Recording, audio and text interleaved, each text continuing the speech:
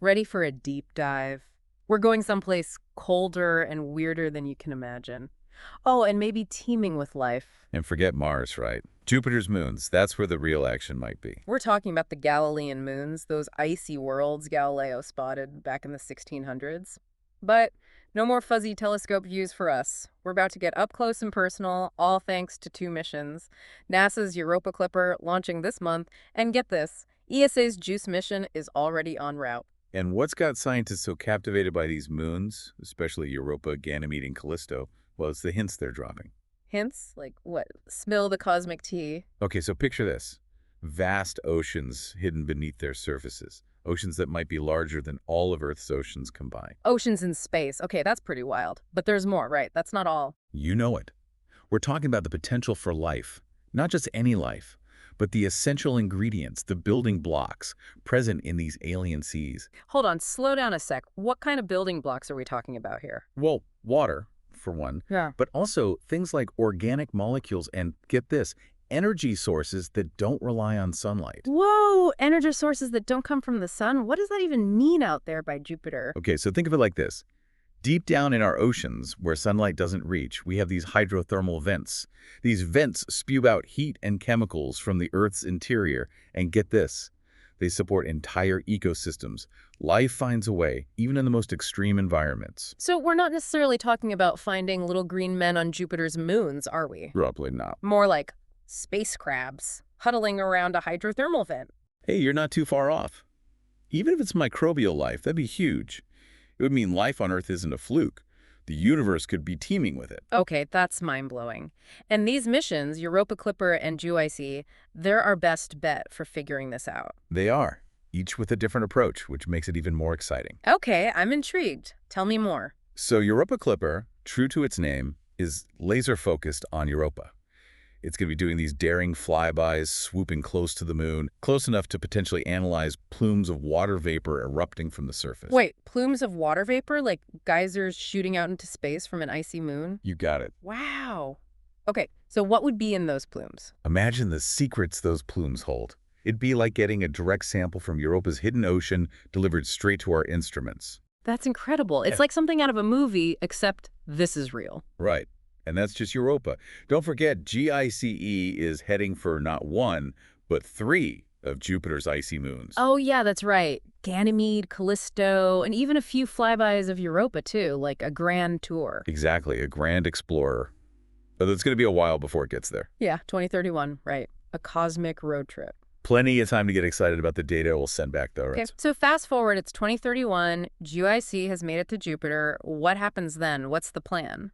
Well, GIC is going to be one busy spacecraft. It's got a whole array of instruments, each with a job to do.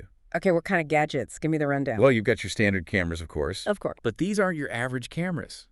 Think, the Janus camera system, it's going to be capturing crazy detail. I'm talking, you'll practically see frost patterns on these moons. Okay, that's impressive. What else? Then there's MAJAZ, a spectrometer. Now, I know that sounds complicated, but it basically analyzes light. Analyze light. How does that help us with what's under all that ice? It's all about the fingerprints, the ones different elements and molecules leave on light. Fingerprints. Yeah, kind of. MAJIV can look at the light, see how it's reflected off the moon's surface, even look through its atmosphere, and tell us what it's made of. Hold on. Rewind for a sec. Did you say atmosphere? These moons have atmospheres? Some of them, yeah. Not like Earth's, though. Super thin. Still. Right. It tells us what's happening on the surface, what those oceans might be made of. Wow, who knew? So much to learn. Okay, we've got cameras, spectrometers. What else? What other tricks does JEC have? This is where it gets cool. Remember those plumes erupting from Europa? GSE has an instrument called UVS. UVS, what's that stand for? Ultraviolet Imaging Spectrograph. Okay. And it's great at analyzing, you guessed it, plumes. So if we get lucky and catch a plume in action, UVS is going to give us a front row seat to what's in that ocean. Exactly. And here's something cool. UVS, it's actually a NASA contribution to GS. International collaboration, love it. It really is a team effort. Okay, so we've got the eyes and ears of GIC covered, but what about feeling around a bit? How do we figure out what's under the surface? Tricky, right? Can't land a rover on an ocean. But luckily, we're clever. Remember how Europa Clipper gets up close and personal with Europa? GLEASE has a similar trick, but for Ganymede. In fact, it's going to be the first spacecraft to orbit a moon that's not our own. Wow, that's huge. So it'll be like having a constant eye on Ganymede. Exactly, constantly gathering data. And for what's under the surface, GOC is equipped with RIME, Rhyme. radar for icy moons exploration. Radar, like how we track storms here. It's all about how those radio waves bounce back.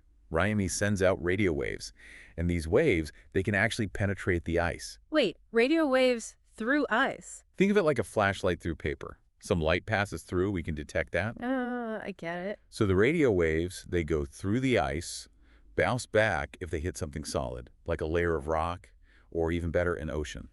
It's like we're giving these moons an ultrasound. Precisely. RIME maps the thickness of the ice, Mm. finds any pockets of water, and even tells us about what's below. So we're basically peeling back the layers, like a cosmic onion. But instead of tears, we're finding oceans. And hopefully some secrets along the way. Okay, so we've got the tech, the data, but what does it all mean? What are we trying to answer here? The big one is whether or not these oceans are habitable. Could something live there? And if so, what would it look like? Something familiar, or something we can't even imagine? Exactly. Think about it.